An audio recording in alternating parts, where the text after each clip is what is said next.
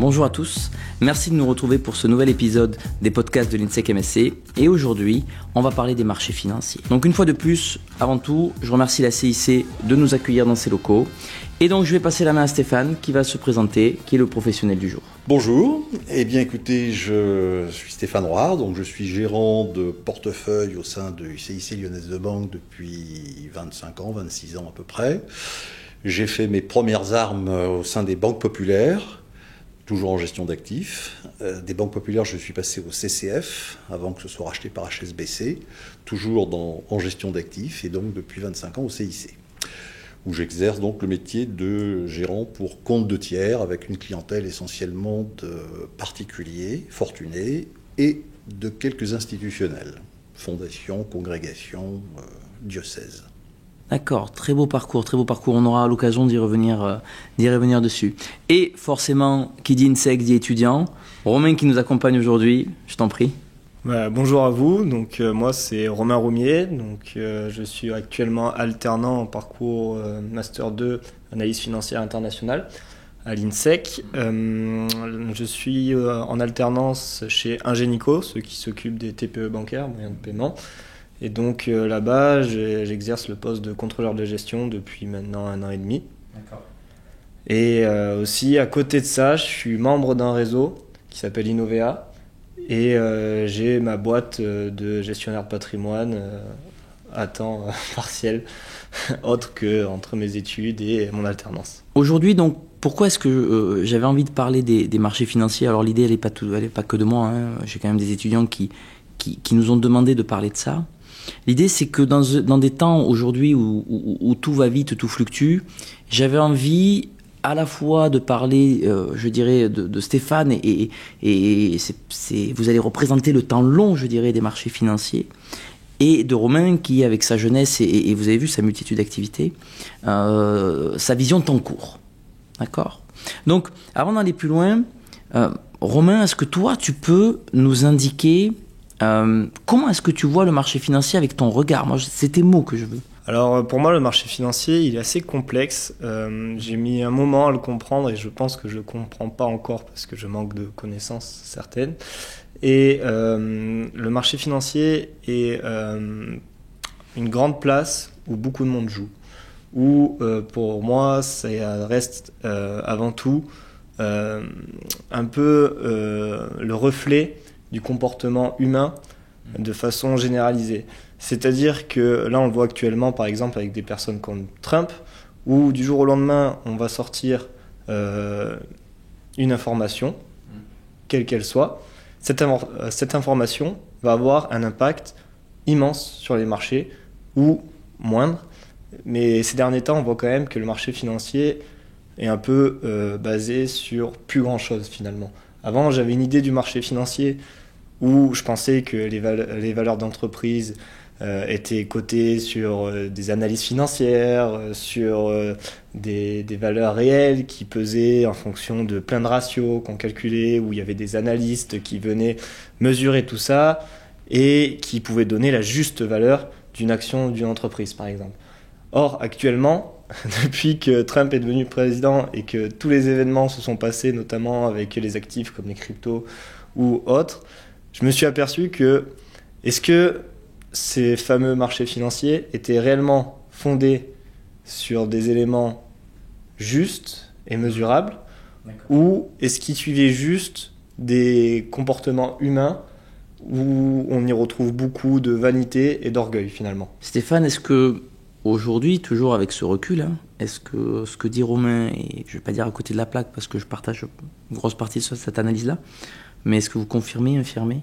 Les marchés financiers, d'abord, il ne faut pas oublier deux choses. C'est que d'une part, le marché financier, à la base, c'est ce qui finance l'économie.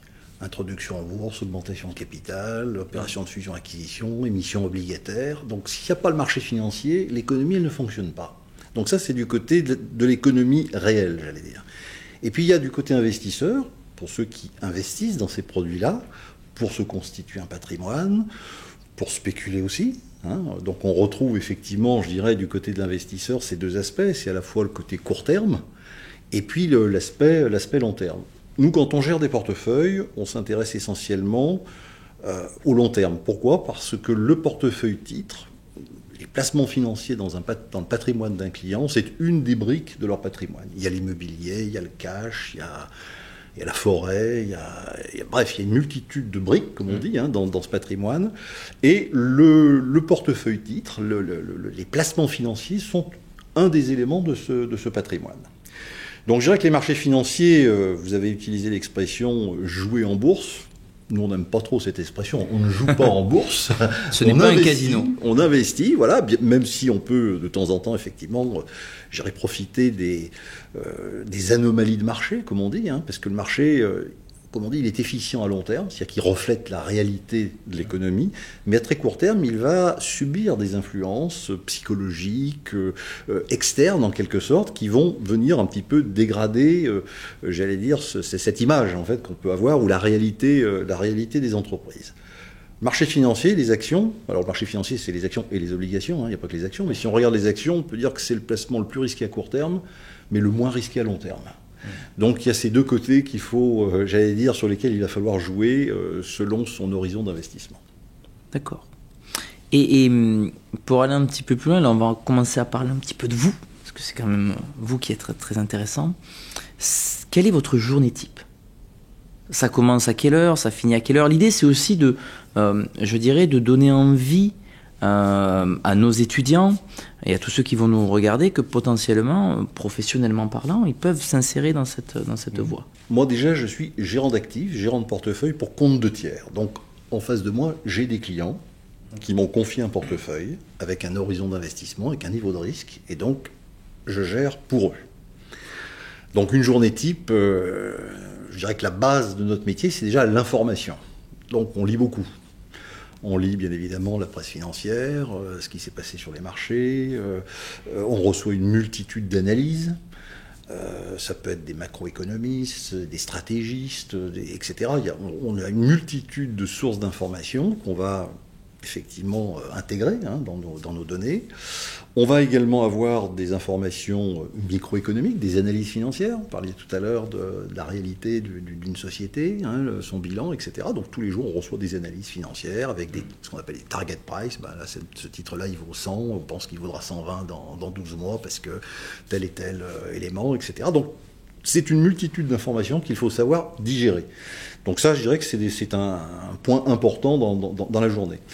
Ensuite, on gère les portefeuilles, donc on fait des actes de gestion sur nos portefeuilles, on achète, on vend, on ne fait pas ça forcément tous les jours. Encore une fois, on n'est pas des traders, on est là on s'inscrit dans le long terme.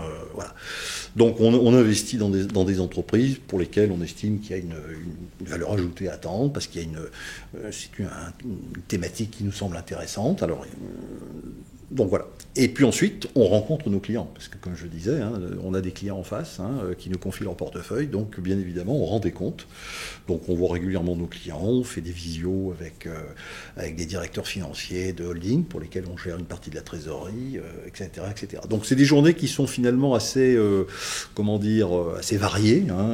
C'est à la fois de l'action dans la gestion, de la réflexion, et puis rendre des comptes, c'est-à-dire qu'on a le client en face. On n'est pas comme un gérant de fonds qui lui ne voit jamais le porteur final, il ne sait pas qui y a derrière, il gère simplement son fonds, lui il doit faire de la perf, c'est tout.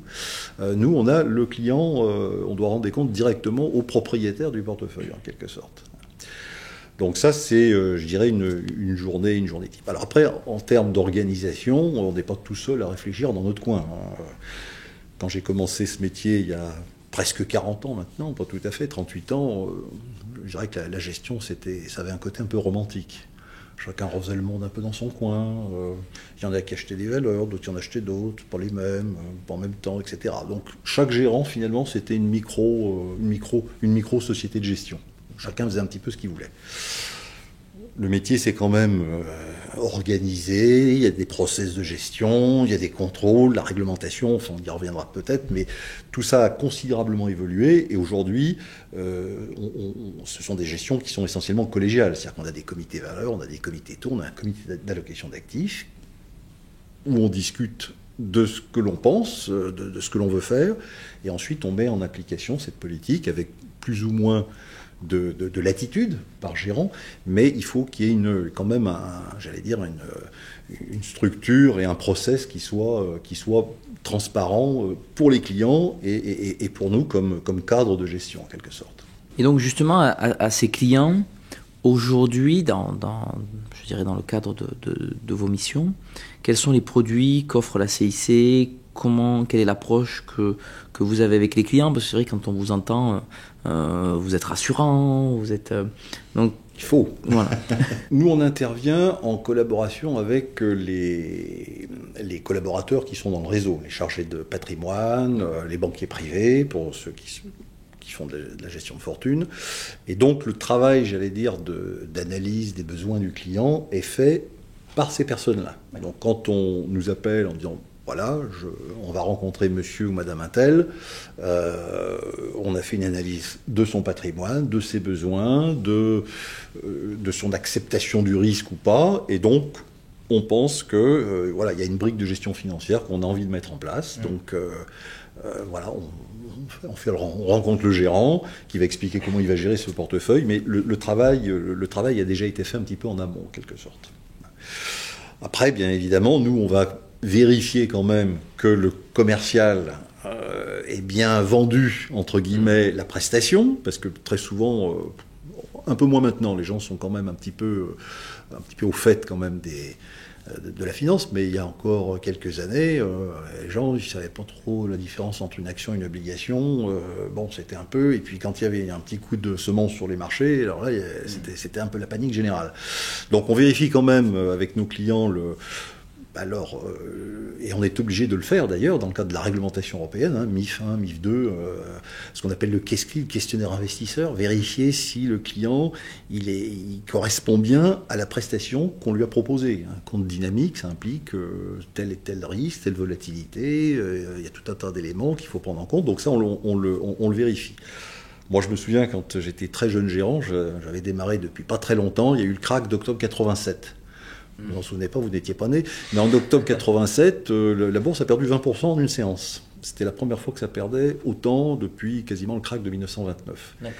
Et moi, j'avais été impressionné. J'étais jeune gérant, j'avais 23, 24 ans à l'époque. Et j'ai vu des clients que je trouvais vieux. Enfin, ils avaient que 50 ans à l'époque. Mais, ou 60 ou un peu plus, qui arrivaient dans mon bureau en pleurant. Ça me choquait. Moi, j'avais jamais vu un adulte pleurer parce qu'il avait perdu 50, 100 000 euros, 80 000 euros, etc. Et qui nous disait, mais tout mon patrimoine était là, en fait. J'avais tout mis là-dedans. Et donc, aujourd'hui, les choses sont un petit peu différentes. Justement, on a ces questionnaires, on vérifie que le client ne met pas tous ses œufs dans le même panier, qu'il a bien compris quel était le risque final du portefeuille, etc., de manière à éviter ce genre d'accident. Donc c'est vrai que maintenant, quand on a des variations de marché importantes, il y a très longtemps que je n'ai pas vu un client pleurer, heureusement d'ailleurs. Non, parce qu'il a, sur son socle financier, il a peut-être mis 20% en actions, 20% voilà, en exactement. Alors après, on peut être inquiet, on peut demander des explications, on peut trouver que c'est trop risqué, qu'il y a trop de volatilité et changer d'objectif ou faire autre chose. Mais on n'est plus dans ce qui se faisait il y a très longtemps où... Voilà, c'était encore une fois, c'était de la gestion romantique. Ce terme est très, très adapté à ce qui se faisait il y a 30 ou 40 ans. Tout à l'heure, vous nous avez expliqué un petit peu votre parcours. Et effectivement, vous avez eu plusieurs entités différentes, certainement plusieurs façons de travailler différemment. En plus, avec le temps, les choses ont évolué, comme je l'ai expliqué. Est-ce qu'il y a, à part ce bon monsieur qui est venu pleurer parce qu'il avait perdu 80 000 euros à l'époque, est-ce qu'il y a une anecdote justement sur ce parcours-là, une anecdote vraiment professionnelle qui vous a marqué le plus, qui a fait que, ça a confirmé votre choix de carrière, en disant je suis bien là. Voilà, une petite anecdote. Des anecdotes, on en a bien sûr. En 35 ans ou 40 ans de carrière, on voit tout un tas de gens, puis le métier, encore une fois, a évolué, la réglementation. Non, moi, la chose qui m'a le plus, non pas choqué, mais qui m'a toujours interpellé, c'était le rapport que les gens avaient avec l'argent, et notamment avec leur portefeuille titre. Moi, j'ai croisé beaucoup de clients. Quand je dis beaucoup, c'est pas une exagération. Beaucoup de clients qui géraient leur portefeuille, qui étaient ce qu'on appelle des titrards, c'est-à-dire des gens qui passaient 3 heures par jour avec la cote défaussée, regardaient les analyses, les coupons, etc. Enfin, qui avaient vraiment une vraie action sur leur portefeuille, pour lequel on pouvait avoir de la gestion aussi, hein, qu'on gérait avec eux. Et c'est des gens qui consacraient toute leur vie, étaient vraiment focalisés sur ce portefeuille, à tel point qu'il y en a certains qui vivaient même de manière presque comme des SDF. J'ai une anecdote, j'ai un client par exemple, qui est mort il n'y a pas très longtemps d'ailleurs, il y a peut-être 2 ou 3 ans. J'allais le voir chez lui, il avait un très gros portefeuille de plusieurs millions d'euros. Et ben chez lui, il y avait juste l'eau courante, il n'y avait pas l'électricité. Donc quand j'allais le voir, l'hiver, à partir de 4 heures, il commençait à faire nuit, on allumait les lampes torches pour regarder, puis il me disait « Ah, non, on n'y voit vraiment plus rien, il faudra revenir ». J'ai vu des gens vivre dans des taudis, des gens qui n'étaient même pas propriétaires de leur résidence principale, propriétaires de rien, mais qui avaient un énorme portefeuille titre. Tout était basé là-dessus. Et une fois, je rencontre même un vieux monsieur qui avait un très gros portefeuille titre, qu'il avait constitué depuis 30 ou 40 ans, et je lui disais vous savez que la loi vous autorise maintenant, vous pouvez faire des donations à vos petits-enfants. Vous pouvez donner tant à vos petits-enfants, monsieur et madame.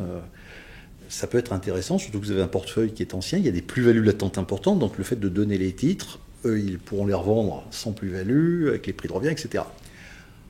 Donc ça lui faisait donner, grosso modo, à peu près 600 000 euros. 600 000 euros, c'était moins que ce qu'il avait gagné depuis le début de l'année sur son portefeuille. Donc ça ne représentait pas... Non, Et sa réflexion, ça n'a pas été de dire, oui, tiens, c'est une bonne idée, mes petits-enfants, ils ont 25-30 ans, c'est l'âge où on consomme en général. Sa réflexion, ça a été de dire, mais qu'est-ce qu'ils vont en faire ? Il voulait garder ces titres, que je ne veux pas les donner, qu'est-ce qu'ils vont en faire ? Donc il y a un côté charnel presque avec certaines personnes et leur portefeuille. C'est assez amusant. Moi j'en ai connu, encore une fois, qui vraiment... Quand on les regardait comme ça, on disait mais ils profitent pas de la vie. Ils ont beaucoup d'argent, mais ils n'en profitent pas, quoi, finalement, parce que tout était axé sur le. Donc ça, c'est vraiment un point qui m'a, je dirais, qui m'a amusé entre guillemets, c'est de voir ce rapport qu'avaient certains clients avec le financier en quelque sorte. Et Romain, est-ce qu'aujourd'hui, tu vois, on commence à parler du parcours, hein, ces anecdotes et tout. Est-ce que c'est quelque chose qui te donne envie, qui t'inspire, tu as envie de continuer cette voie-là? En plus, tu as déjà une petite société de gestion de patrimoine, donc on arrive à faire le lien. Hein. Est-ce que tu as envie ça confirme tes choix? Alors, complètement, oui. Moi, je sais que j'ai eu quelques expériences déjà, malgré mon jeune âge, avec mon propre portefeuille client. Et c'est pas tellement avec mes clients que j'ai des belles anecdotes à raconter, c'est plutôt avec mes prospects. Où là, j'ai eu énormément de cas de personnes qui, justement, profitaient trop de leur argent ou ne profitaient pas assez, mais très rarement de gens rationnels avec leur portefeuille. Et la plupart des gens, quand ils venaient à moi, ou que moi je venais vers eux pour leur expliquer ce que je faisais et que je leur proposais mon aide, les gens, la première question c'était « Ah non, c'est pas pour moi ». Et je leur dis « Mais pourquoi ça t'intéresse pas? Pourquoi tu ne veux pas en discuter plus avec moi? Enfin, t'as rien à perdre ». Et là ils me disent « Non mais j'ai pas d'argent ». Je leur dis, mais justement, ce serait peut-être une opportunité pour te créer un portefeuille pour développer ton patrimoine. Et ils me disent, oui, mais je vais pas faire grand-chose avec 1000, avec 10 000 euros. Je dis, mais on commence avec quoi? On commence avec 1 euro, l'euro symbolique, puis on le développe pour faire 1000, 10 000, 100 000, 1 million, etc., etc. Ah oui, c'est vrai, t'as raison, je devrais peut-être me renseigner. D'ailleurs, à ce propos, sur cette typologie de clients qui effectivement démarrent, n'ont pas forcément un capital important.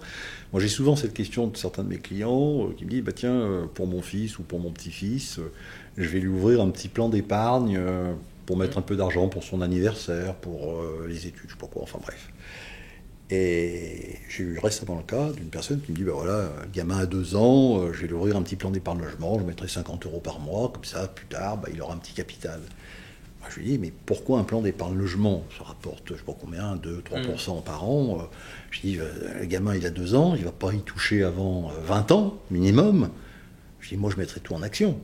Ah bon, mais c'est risqué, les actions. Mais je dis, c'est risqué à court terme, mais à long terme, vous êtes sûr de gagner. Enfin, je caricature un peu. Donc, elle m'a écouté, et effectivement, les plans d'accumulation en actions, c'est pour quelqu'un qui n'a pas beaucoup d'argent mais qui veut se constituer un patrimoine financier, l'accumulation, c'est par ce système-là que finalement on prend le moins de risques, parce qu'on lisse énormément la volatilité des marchés. On ne s'occupe pas du timing pour entrer. Hein. Tous les mois, on met 50 € dans un système. C'est ce que je fais pour mes petits-enfants. Les petits-enfants, ils ont chacun un plan. Je paye 50 € pour l'anniversaire, 50 € pour Noël, en action, 100%. D'accord. Très bien. Et ça, effectivement, c'est comme disait Warren Buffett, achetez des actions et prenez du somnifère. Hein. Pas besoin, c'est du long. Ouais. Maintenant, si on recentre un petit peu le podcast sur les marchés en eux-mêmes. Alors c'est vrai que les étudiants ont en tête certaines références, je dirais cinématographiques.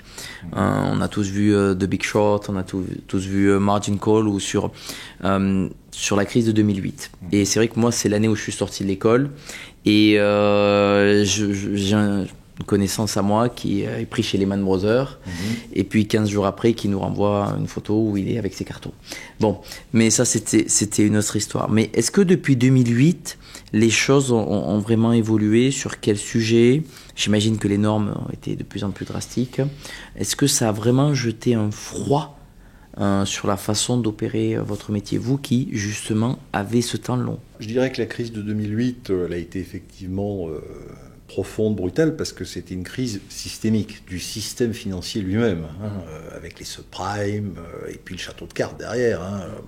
Voilà. Donc là, on était vraiment dans une crise, j'allais dire, du système lui-même, qui n'était pas suffisamment contrôlé, régulé, et qui a abouti à cette fameuse crise de 2007-2008. Donc depuis, effectivement, les réglementations ont évolué, il y a des choses qu'on ne peut plus faire. Alors, je ne vais pas dans le détail toutes les réglementations, mais en tout cas, c'est des choses qui sont de plus en plus encadrées. On a demandé aux banques également de faire des efforts sur les fonds propres pour garantir au mieux les épargnants, donc les fonds propres, en matière de prêts. Tout a été revu quand même de fond en comble. Lehman Brothers, ça a été vraiment le bazooka, la bombe nucléaire dans l'histoire. Il y a peu de banques de cette taille-là avaient fait faillite. Souvent dit too big to fail. Là, too big, mais fail quand même. Donc, 134 ans, elle avait la banque. 134 ans. Donc souvent, on a dit, d'ailleurs, les autorités américaines ont presque fait une faute ou pris un risque important en laissant tomber ce genre de banque. Ce qui a été une déflagration après pour tout le système, c'est le problème des liquidités. Les banques se prêtent plus entre elles commencent à se regarder un peu en chien de faïence, et tout le système bancaire ne fonctionne que sur la confiance. Le système financier, d'une manière générale, fonctionne sur la confiance. Donc à partir du moment où un acteur aussi important que Lehman Brothers tombe, et laissé tomber par les autorités, c'est une déflagration. Et je me souviens à l'époque, on avait plein de clients qui nous disaient, est-ce qu'il faut que j'ouvre 30 comptes dans 30 banques différentes pour répartir les risques, en quelque sorte. C'était ça la crise de 2008. Alors depuis, donc effectivement, il y a eu des réglementations, il y a eu beaucoup de choses. Après, par rapport à nos métiers, ça n'a pas changé grand-chose en termes de gestion financière.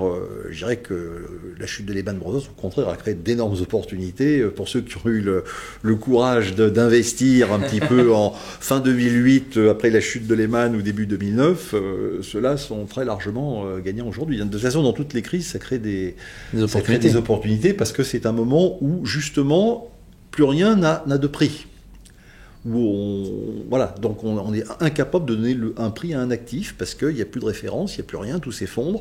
Et donc c'est à ce moment-là qu'on se dit, ou c'est la fin du monde, et à ce moment-là, on y passera tous, on peut peut-être essayer de faire quelque chose. Peut-être, comme derrière, il y a des boîtes, il y a des brevets, il y a des actifs, ça ne vaut pas zéro. Non, il y a des gens, il y a un savoir-faire qui est toujours là. Exactement. Mais dans ces mouvements de panique, on ne peut pas empêcher, c'est la nature humaine, d'amplifier ces mouvements par des réactions qui sont très moutonnières, finalement. Bien sûr. Et qui, aujourd'hui, sont encore plus exagérées par les systèmes d'algorithmes des hedge funds qui amplifient encore tous ces mouvements. Je regardais hier, par exemple, la séance boursière d'hier, elle est symptomatique. Les marchés baissent, 4-5% sur le CAC 40, tous les titres, c'est à peu près uniforme, -5, -6, -10. Bon. Suite à la réaction des Chinois de mettre des droits de douane également sur les produits américains. Et dans le milieu d'après-midi, on a vu sur Reuters apparaître en disant l'information comme quoi Donald Trump décalait de 3 mois, de 90 jours, l'application de ses droits de douane. Les marchés se sont envolés, le CAC est repassé timidement dans le vert, mais très peu de temps. On a vu certains titres passer de -9 à +9 en 10 minutes, un quart d'heure, pour finalement reterminer en rouge, parce que l'information a finalement été démentie. Tout ça pour dire qu'il y a une volatilité, et ça, c'est pas Madame Grinderch ou la veuve de Carpentras qui a vendu ou acheté. C'est uniquement des systèmes de gestion automatisée, d'algorithmes, qui font en fonction de telle ou telle info, qui déclenchent des achats, des ventes sur telle ou telle valeur. Donc il faut savoir prendre énormément de recul par rapport à ça, parce que si on veut suivre ces mouvements, de toute façon, on aura un temps de retard. Donc c'est pas la peine d'essayer d'anticiper ou de suivre, parce qu'on sera jamais, on se prend les portes de saloon, comme on dit, hein, des deux côtés. Donc il faut toujours prendre beaucoup de recul, et la patience, et puis avoir un peu de logique, en disant bon, on fait le dos rond, comme on dit, et puis on attend. Il est urgent d'attendre. Voilà, tous nos clients qui ont voulu sortir dans un mouvement de panique s'en sont toujours mordus les doigts, mais toujours. Maintenant, Romain, on en a un petit peu discuté. Pourquoi, d'après toi, aujourd'hui, les jeunes de ta génération, alors je dirais, 3-4 ans plus vieux que toi, sont de plus en plus attirés par les marchés financiers? Qu'est-ce qui fait qu'aujourd'hui, il y a un attrait, un regard? Et moi, je me rappelle, à mon époque, c'était beaucoup plus timide que ça, cette aversion, je dirais, ou ce regard en termes de marché financier. Alors je pense d'abord qu'il y a plusieurs facteurs, notamment celui de l'accessibilité aux plateformes, qui est beaucoup plus facile maintenant. Il suffit juste d'avoir sa carte d'identité, savoir télécharger une application sur le téléphone et remplir les bonnes informations pour pouvoir accéder à des comptes titres. Pouvoir aussi le faire via son PEA, etc., etc. Donc déjà, première chose, l'accessibilité, où à votre époque, je pense pas que c'était autant simple de pouvoir acheter une action. Aussi les réseaux, les médias, car maintenant, tous les jours, on entend parler du marché financier sur les médias. Or, avant, je ne sais pas si c'était le cas, mais je pense que c'était de façon un peu plus légère. C'est plus spécialisé. Et puis, par exemple, maintenant aussi, il y a des médias qui sont dédiés à ça, comme BFM Business, comme Bloomberg, etc., etc. Donc, l'accès à l'information est beaucoup plus facile, notamment avec les réseaux sociaux comme YouTube, avec Instagram, etc., où les gens vont consulter du contenu via différents influenceurs et vont être influencés eux-mêmes et tenter de faire des gains de façon rapide. Parce que ces influenceurs vendent ça, c'est leur business quelque part de dire regardez comment moi j'ai fait plus 50, plus 100, plus 150%, même si on ne sait pas toujours si c'est vrai ou non. Et donc il y a l'appât du gain des jeunes, parce qu'ils veulent tout gagner tout de suite. Et actuellement, seuls les marchés financiers permettent de gagner rapidement de l'argent et facilement sans y consacrer énormément de temps, de travail, etc. Et pour finir, je pense qu'il y a aussi l'aspect de on n'a pas envie de travailler et on veut partir en vacances. Et pour ça, il nous faut de l'argent. Et l'argent, comment on peut le gagner ? Via des solutions faciles, comme les crypto-monnaies, où on va avoir toujours l'histoire d'un ami à nous qui a fait x10 parce qu'il l'a mis au bon moment, ou un autre ami qui a fait x10 parce qu'il a acheté telle ou telle action. Et donc, de la bouche à l'oreille, ça va finir moi aussi j'ai envie de faire ça, et moi aussi j'ai envie de gagner de l'argent et partir en vacances. Il y a un autre élément qui joue aussi en faveur pour les jeunes, c'est que le coût des transactions a fortement diminué ces dernières années et que ça coûte plus grand chose aujourd'hui d'acheter et de vendre. À une époque, on avait vite fait, ça coûtait facilement 1,5, 2 points de frais de courtage, etc. à l'achat, à la vente. Donc déjà, il fallait que le titre décale un petit peu pour commencer à gagner un petit peu d'argent. Aujourd'hui, un ordre de bourse, ça coûte 10 euros, 5 euros, 3 euros, enfin ça coûte rien. 1 euro tout à l'heure. Voire 1 euro. Donc les transactions, c'est quasi gratuit aujourd'hui. Donc effectivement, un petit décalage peut tout de suite rapporter un petit peu d'argent. Ça, c'est évident. Et c'est vrai que la gestion, comme tu disais Romain, la gestion aujourd'hui avec ton téléphone facilite grandement les choses. Moi je me rappelle quand j'étais encore au lycée, fait une espèce de livret A à l'époque à la caisse d'épargne. Il a fallu que je prenne rendez-vous avec mon banquier pour qu'il le place pour moi, pour donner l'ordre. Donc c'était long, le temps était différent. Alors aujourd'hui, tu achètes une action à 9h, tu l'as vendue à 9h15 dans ton bus à l'école. En effet. Donc ça n'a rien à voir. Oui, c'est vrai que les outils de communication, de transaction, d'information sont accessibles, j'allais dire, partout, à tout moment, et quasiment gratuitement. Donc ça, c'est un élément important. On n'est plus du temps où on achetait la Côte des Fossés, pour ceux qui l'ont connu, un machin avec des colonnes, et c'était écrit tout petit, il fallait prendre une loupe pratiquement pour regarder les cours. Il y avait le marché à terme, c'était beaucoup plus complexe. Aujourd'hui, effectivement, c'est un marché très ouvert, très large, c'est le marché le plus liquide quasiment qui existe aujourd'hui, donc on rentre, on sort à peu près comme on veut, quand on veut. Mais ça ne doit pas faire oublier quand même, que ça c'est le côté, j'allais dire, c'est le côté plaisir, on va dire, le côté sensation forte. C'est comme quand on est au casino, pratiquement. On parle toujours de ses gains, jamais de ses pertes. Mais ça ne doit pas faire oublier que les marchés financiers, la bourse, que ce soit les obligations, les actions, etc., ça reste un outil patrimonial de long terme. Qu'aujourd'hui, dans tout patrimoine équilibré, on doit avoir une poche de financier. Et s'affranchir un petit peu, effectivement, des bottes, des fluctuations, encore une fois, je parlais du plan d'accumulation tout à l'heure. Pour celui qui a cette capacité d'accumuler et qui a le temps long devant lui, c'est le meilleur placement. Peut-être d'ailleurs aller prendre rendez-vous avec mon banquier pour mon fils. Une autre question. En termes de justement, si on continue sur cette démocratisation, cette popularisation des marchés financiers, est-ce que... Alors, juste une petite chose, on parle de démocratisation, pourtant, il n'y a jamais eu autant peu de ménages détenant des avoirs financiers en France. C'est monté beaucoup plus haut, je dirais, au moment des privatisations, dans les années 80. Fin des années 80, il y a eu la phase des seconds marchés, introduction en bourse. Il y a eu toute une clientèle qui est venue, parce que c'était un mouvement de hausse un peu généralisé des marchés, s'intéresser au second marché. Il y a eu beaucoup de succès. Et donc là, on a eu un actionnariat populaire très important. L'actionnariat populaire, il n'a jamais été aussi faible qu'aujourd'hui, en France tout du moins. Ça, c'est un élément quand même à prendre en compte. Une des questions qu'on peut légitimement se poser, c'est quand on regarde un petit peu la préparation de l'après-vie professionnelle, la retraite, toujours sur ce temps long, est-ce que, donc finalement, il n'y a pas plus d'engouement que ça sur les marchés financiers pour se constituer une retraite dans ce temps long, justement? Et comment est-ce que finalement on pourrait expliquer aux gens, évangéliser les gens, je dirais, sur ce sujet-là? Ça passe par l'information, ça passe par les conseils de banquiers. Tout le monde est bancarisé aujourd'hui, tout le monde a un conseiller bancaire, tout le monde a accès à de l'information. Voilà, après, ça suppose effectivement d'avoir du temps long. Et c'est pas toujours le cas. Mais oui, le bon conseil, c'est d'arriver à pousser au maximum les gens, à dire dans votre patrimoine, ayez du financier, parce que demain, les retraites, on ne sait pas ce que ça donnera. Il y aura peut-être des diminutions des prestations de retraite, donc il faut trouver des relais pour compenser. Et s'il faut le préparer très longtemps à l'avance, il faut le préparer via la bourse.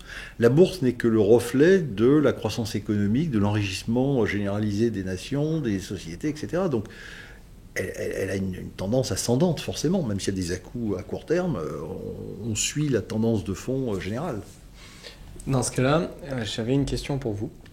C'était justement au niveau de cet objectif long terme et ces rendements quasiment certains via le placement en actions, qui historiquement, c'est vrai, a fait des très belles performances, surtout si on met sur des indices boursiers tels que le S&P, etc. Certes, sauf qu'actuellement, on vit un peu dans une époque de crise qui, à mon sens, n'est pas assez soulignée, car si on prend en 2022, avec la crise des obligations, la crise des taux, etc., qui est passée discrète. Pourquoi ? Parce que les marchés financiers ont été décrits via les médias, et les médias ont parlé quasiment que de la chute de la valeur des actions, et pas de la potentielle crise qui avait lieu au-delà des marchés financiers. Et actuellement, on se dirige quand même vers des dettes qui sont colossales. Si on prend la dette des USA, la dette des pays européens, etc., Et quelque part, les gens ont tellement vécu de crises via leur propre expérience ou via l'expérience de leurs parents, etc. Ils ont peur de pouvoir investir dans ce type de placement et de se dire, si j'ai besoin de l'argent demain et que je veux récupérer mes 10 000 euros par exemple, sauf que les marchés financiers entre-temps ont perdu 50%, ben comment je fais ? Comment je fais ? Et aussi, est-ce qu'il n'y a pas un risque que d'ici 2-3 ans, Poutine a appuyé sur le bouton nucléaire et c'est la fin du monde ? Est-ce qu'il n'y a pas un risque qu'on crée de l'argent mais personne n'est capable de nous expliquer réellement d'où il vient, sur quoi est basé cet argent-là à part sur de la confiance ? Et les jeunes, de plus en plus, ont peur en l'avenir et ne croient pas vraiment à l'avenir. Ça se reflète aussi via le taux de natalité, etc. Et donc les actions, comme vous le disiez tout à l'heure, c'est d'avoir foi au développement des pays, développement de leur richesse. Et actuellement, je pense que très peu de gens voient le bout du tunnel, à ne serait-ce qu'à horizon 10 ans. Et pourtant, 10 ans, c'est demain. Parce que vous, via votre expérience, vous avez passé 40 ans en banque. Je dirais que cette peur de l'avenir, elle a toujours existé. Je me souviens d'un sujet que j'avais eu dans un concours administratif qui s'intitulait « La perspective de l'an 1000 engendre la peur, celle de l'an 2000 engendre-t-elle l'espoir ?» Bon. Donc, de tout temps, on a toujours eu peur de certains passages. Je me rappelle le passage de l'an 2000. Ça va être le grand bug général. On va tous plus savoir où on est, etc. Il y a des la station Mir allait nous tomber dessus. Voilà, tous les satellites allaient nous tomber sur la gueule, etc. Enfin bon, c'était apocalyptique. Quand le mur de Berlin est tombé en 91, qu'est-ce qui va se passer derrière ? Il y a les armes nucléaires qui sont en Russie, vont être, tout le monde va se les partager entre tous les pays de l'ex-bloc soviétique. Qui va contrôler ces armes ? On va les retrouver où, etc. Donc de tout temps, il y a eu toujours cette peur en disant dans 10 ans, on ne sait pas ce qui va se passer. Ça peut... Je crois qu'il faut dire que le monde évolue, il y a toujours eu des crises, elles finissent par se régler, et le système ne fonctionne que par la confiance, effectivement, mais il n'y a pas plus de peur, je pense, aujourd'hui, qu'il y en avait il y a 30 ans ou 40 ans, quand il y a eu ces événements. Encore une fois, quand il y a eu les guerres du Golfe, c'est pareil, le prix du baril va monter à $250, je me souviens des analyses de l'énergie, plus personne ne pourra faire le plein, il n'y aura plus d'essence. Enfin, donc, à chaque fois, il y a toujours des peurs collectives, parce que le monde évolue, parce qu'il y a des guerres partout, parce qu'il y a des etc. Mais justement, c'est ces crises-là qui génèrent aussi de nouveaux mondes. Et aujourd'hui, on vit une révolution technologique incroyable. Le digital, le numérique, la révolution écologique, la voiture électrique, demain la voiture autonome. On vit, et dans toutes ces révolutions, dans toutes ces phases de rupture technologique, civilisationnelle ou autre, c'est générateur de croissance future, parce qu'on va sur de nouveaux paradigmes, etc. Et donc, il faut investir, et les entreprises suivent ce mouvement, et les investisseurs suivent ces mouvements. Donc, je pense qu'il faut toujours se dire que, oui, il peut y avoir des crises, bien sûr, c'est compliqué, les cryptos, enfin, tout ce que vous avez évoqué comme risque, oui, la dénatalité, mais tout ça génère... j'allais dire, de nouvelles impulsions, un nouveau sens qui est générateur de croissance, qui peut être générateur d'autres choses. Mais je pense qu'il faut moi j'ai toujours vu, quand on a des discussions dans la famille avec des grands-parents, etc., dire toujours, oh là là, en 1914 c'était la fin du monde, en 1940 c'était la fin du monde, enfin c'est toujours la fin du monde à un moment donné, hein. Donc il faut arriver un petit peu à prendre du recul. Je pense qu'aujourd'hui on vit une révolution déjà technologique, écologique, technologique. On a un monde qui va devoir évoluer très vite, donc ça veut dire des investissements importants, ça veut dire qu'il y a des thématiques qui vont émerger, de nouvelles thématiques qui vont émerger, qui peuvent être rentables, j'allais dire, pour l'investisseur. Et puis sur le plan géopolitique, bien sûr, c'est mouvant. Aujourd'hui, on voit que les États-Unis, sentant qu'ils sont plus très loin d'être dépassés par la Chine, tentent un coup, en quelque sorte, pour essayer de garder leur avantage. Et comment ça va se passer ? Il y en a qui disent on finira par une guerre entre les Chinois et les Américains. Personne n'en sait rien. On ne sait pas comment les choses peuvent... On ne peut pas toujours... Si on regarde que le côté risque, on fait plus rien, on va se coucher et puis c'est tout. Hein. Oui, exactement. C'est-à-dire que si à un moment donné il doit y avoir une guerre totale, peu C'est une importe guerre ce qu'on va totale, faire, il y aura une guerre totale. Voilà, c'est une guerre totale. L'immobilier, ça partira aux oubliettes aussi. Enfin, il n'y a plus rien qui vaut rien après. Hein. Même les cryptos. C'est vrai qu'aujourd'hui, on voit les cryptos en disant oui, les monnaies, il faut s'en méfier parce qu'effectivement, il y a des montagnes de dettes qui sont derrière, il y a des montagnes de déficits. Le jour où on n'a plus confiance, c'est la République de Weimar, c'est la brouette de billets pour acheter une baguette de pain. Quoi. Ouais. Donc, il faut acheter des cryptos parce que les cryptos, on sait, c'est la blockchain, c'est machin, c'est sûr, c'est ceci, c'est cela. Bon, moi, j'ai jamais su comment ça fonctionnait exactement, ces cryptos, les créations, qu'est-ce qu'il y a derrière, j'en sais rien. Bon, mais voilà, il y en a qui sont sûrs de leur fait et qui investissent dans ce genre de choses. On voit l'or progresser aussi aujourd'hui, oui.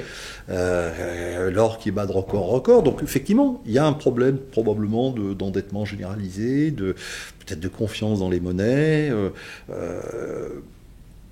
Mais voilà, mais je dirais que c'est l'histoire du monde. Hein. L'histoire du monde n'est faite que de ruptures technologiques, de ruptures civilisationnelles. Quand on a inventé la voiture, tout le monde disait ça va être la fin du monde parce que tous ceux qui font des charrettes et les chevaux, qu'est-ce qu'on va en faire? C'est fini, quoi. C'est la décroissance totale. Alors que non, c'était au contraire le début d'une révolution industrielle. Donc voilà, je crois qu'aujourd'hui, il y a des thématiques, à mon avis, qui sont importantes. On peut gérer aussi par thématique. Hein. Dans un portefeuille, nous, quand on gère un portefeuille, souvent, on a ce qu'on appelle un cœur de portefeuille qui est relativement stable.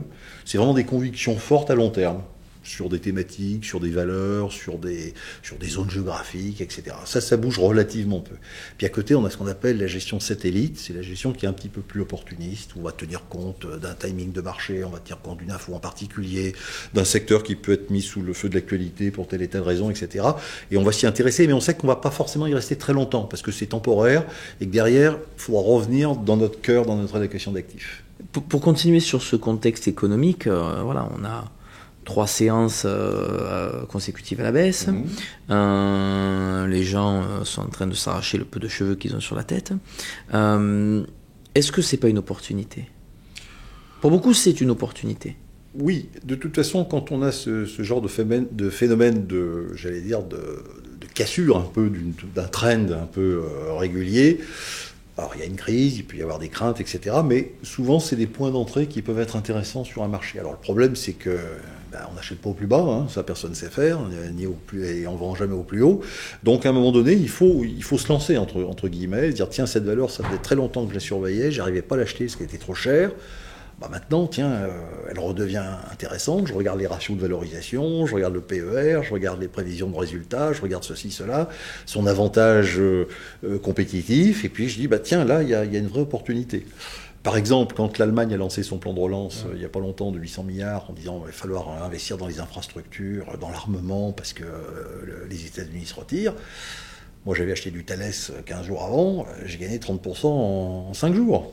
Parce que tout le monde s'est précipité sur les boîtes d'armement, du Safran, du Thales, Dassault Aviation, etc. Ou les entreprises liées aux infrastructures liées à la transition énergétique. Prenez Alstom, par exemple, fabrique des trains, des TGV, des RER, des je sais pas quoi, etc. C'est pareil, c'est passé de 18 € à 25 €, quasiment en ligne droite. Bon, depuis, c'est retombé. Mais, voilà, typiquement, ça peut être de nouveau un point d'entrée. D'accord. Donc, non, il y a... Alors après, bien sûr... la guerre commerciale, c'est très nouveau, hein, puisque alors il y a déjà eu des phases de droits de douane, etc. Mais là, on rentre vraiment dans ce que les marchés craignent, en fait, c'est que ces droits de douane un peu généralisés, et c'est pas une crainte, ça sera avéré, génère forcément un peu plus d'inflation, parce que quand on augmente les droits de douane, c'est comme le consommateur au final qui paye la taxe. Hein. Donc le risque, c'est plutôt un risque d'inflation. Qui dit inflation dit taux plus élevé, taux longs notamment. Les cours, ils sont administrés par les banques centrales, mais les taux longs peuvent remonter un petit peu en tenant compte de cette inflation. Et on sait très bien que si les taux longs montent et que l'inflation repart, en général, ce ne sont pas des configurations qui sont très bonnes pour les marchés financiers. Les gens reviennent plutôt sur l'obligataire. Si vous avez des taux longs aux États-Unis qui rapportent 5% ou 5,5%, les gens vont se dire pourquoi on va prendre des risques pour avoir 8 alors qu'à 5 on est tranquille, on ne prend pas de risques. Donc vous avez des réarbitrages entre classes d'actifs qui se font à ce moment-là. Donc voilà, donc effectivement, cette crainte sur les taux, sur l'inflation liée à ces droits de douane, mais les entreprises vont s'y adapter, les entreprises iront ouvrir des usines là où c'est le plus compétitif, etc., pour essayer de lisser un petit peu ces différences de coûts. Donc moi je pense qu'il y a forcément des choses intéressantes à voir. Alors est-ce qu'il faut attendre un peu, y aller maintenant, tant que c'est pas stabilisé, tant qu'on ne sait pas exactement ce que Trump veut faire avec l'Europe, tant que l'Europe n'a pas répondu, on attend la réponse de l'Europe sur les droits de douane, donc il peut y avoir là encore, j'allais dire, de la volatilité sur les marchés. Donc il faut peut-être attendre un petit peu, mais je pense que pour ceux en tout cas qui aujourd'hui ne seraient pas du tout investis, qui n'auraient pas du tout d'actions dans leur portefeuille, je pense que commencer à y mettre un petit ticket pour prendre pied, comme on dit, c'est pas idiot. C'est pas idiot. D'accord. Donc effectivement, toujours dans cette vision... Après, il faut relativiser la baisse. Le marché américain a perdu 15%. Il avait pris 180% ces 5 dernières années. Donc 15%, c'est l'épaisseur du trait. Oui, bien sûr. Mais je pense qu'on est dans une surréaction aujourd'hui. Oui, bien sûr. Comme toujours. Sur beaucoup de sujets. Comme toujours, on est en surréaction. Et qu'en fait, on est peut-être aussi dans un moment où les gens ont envie de prendre leur profit, justement, sur ces 180% d'un côté et 15% de l'autre. C'est sûr. Et que quelque part, ça entraîne la baisse, mais c'est juste volonté de sortir pour peut-être aller profiter de la vie. Oui. C'est vrai qu'un vieillissement de la population, un vieillissement généralisé des populations, fondamentalement n'est pas très favorable sur les actifs financiers ou immobiliers. Pourquoi ? Parce qu'effectivement, les gens, pour compléter leurs revenus, les transmissions, on vend. On vend petit à petit, on n'est plus en phase d'investissement, mais on est plutôt en phase de cession. Donc voilà, mais c'est tellement lissé dans le temps, et puis il y a une telle masse de capitaux aujourd'hui sur les marchés que ça va être. Et puis encore une fois, comme je le disais, il y a des thématiques qui sont encore très porteuses. La transition écologique, la techno, l'intelligence artificielle, tout ça, ça va générer des bouleversements considérables. Et il y aura des gagnants là-dedans. Il y aura des perdants, mais il y aura des gagnants. Et c'est à nous de les identifier. Et quelque part, une question qui me vient là en parlant.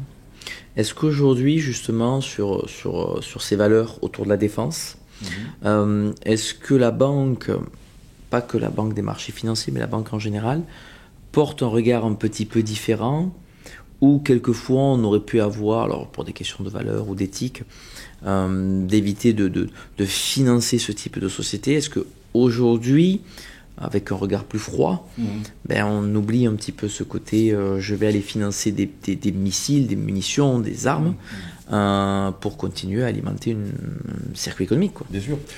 Alors c'est vrai que toutes les banques, toutes les sociétés de gestion, maintenant, c'est ce qu'on appelle les critères ESG, l'investissement socialement responsable. Ça, c'est quelque chose qui est extrêmement développé, qui s'est énormément développé ces dernières années.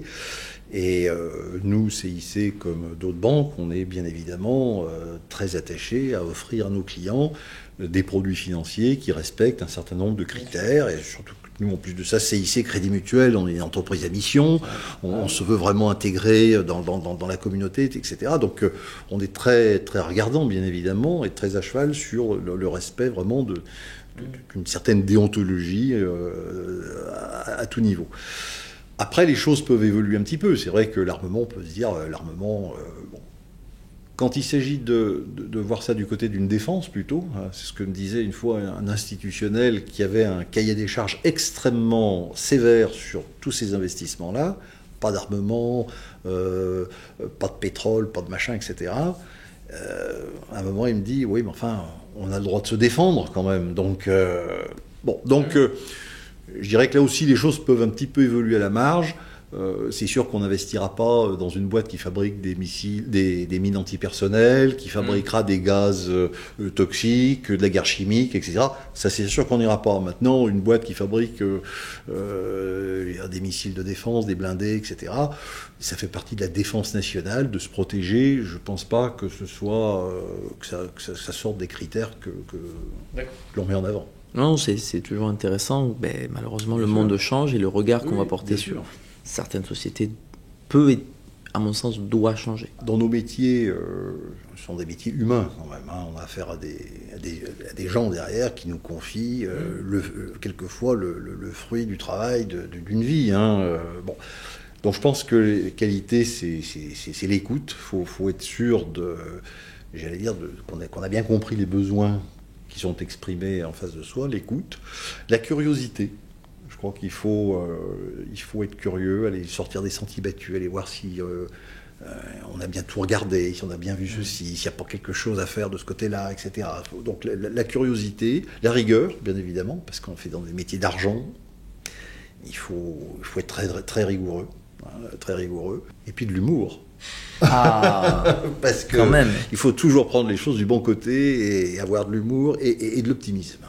Pour le coup, je les trouve assez optimistes. Ça, c'est vrai que je rencontre quand même beaucoup d'étudiants qui sont très optimistes et qui ont foi en l'avenir malgré tout ce qui se passe, malgré le flux d'informations qu'ils reçoivent. Ils gardent espoir et ils ont toujours envie de monter des entreprises ou monter des projets, se lancer. Et je suis vraiment admiratif de ça. Oui, mais moi, je trouve que c'est bien. Il y a de la qualité humaine, il y a de la volonté, il y a de l'envie. Il faut avoir de l'envie aussi. Hein. C'est sûr, quand on n'a plus envie de quelque chose, il faut changer de métier, il faut faire autre chose. Hein. Il faut avoir toujours cette envie, cette curiosité. Et puis, effectivement, je parlais d'optimisme ou d'humour, mais il faut être fondamentalement positif.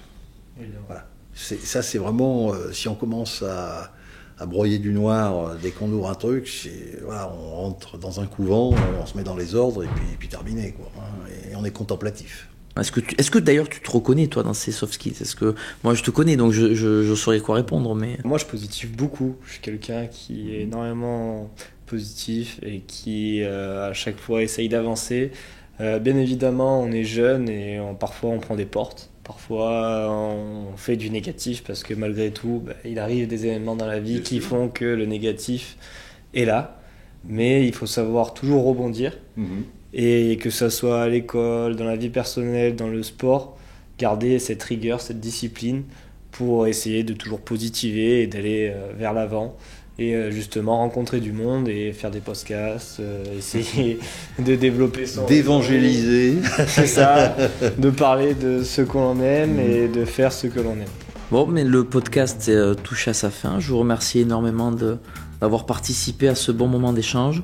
Merci Romain, merci Stéphane, merci à la CIC une fois de plus de nous avoir reçus dans ses bureaux. Donc merci à vous tous et on se retrouve très très très rapidement.